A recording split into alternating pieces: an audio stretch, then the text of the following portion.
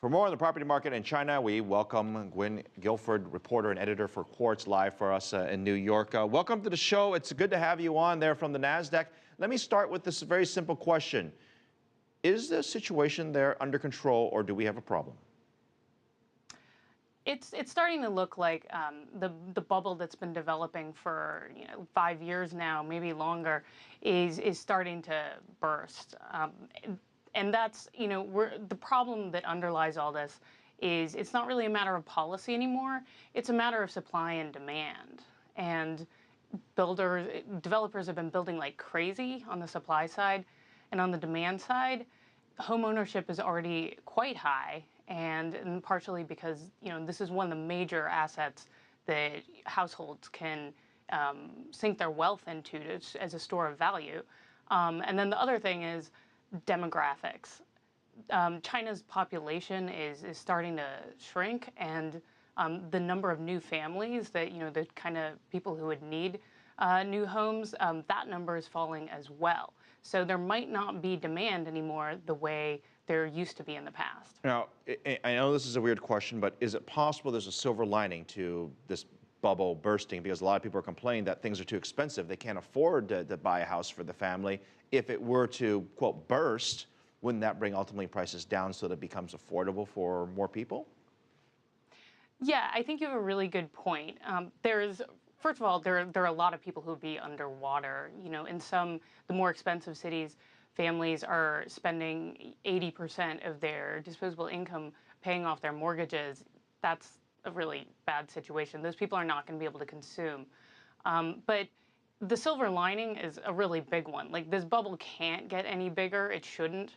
That just means more debt piled onto the system that already has a lot of debt.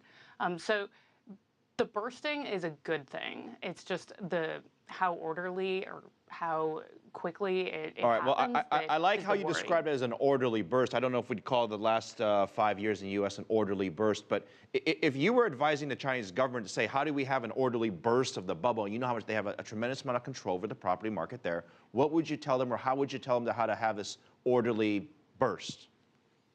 I think orderly burst is probably exactly what the government has in mind, and that's straight out of the sort of terminology that's used. But yeah, as you point out, orderly is not really in the cards.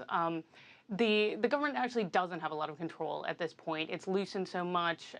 Even though those restrictions have been tightened in the last few years on who can get mortgages, there's not a lot of demand left, analysts say.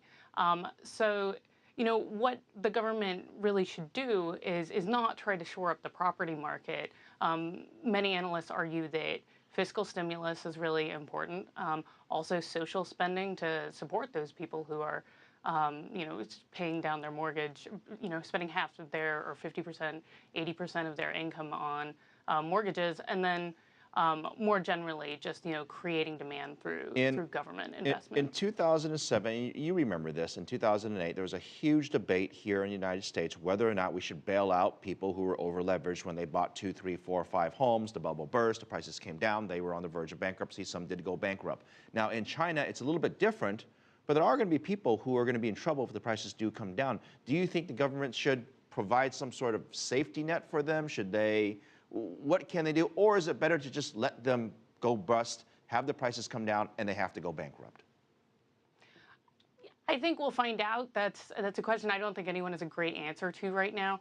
But the people who have done, the speculators who've been buying multiple houses the way it happened in the U.S. that caused so much trouble, those are people who generally had to, because of restrictions, pay most of their investment in cash. So they're not going to be that harmed by falling prices. They're wealthy anyway.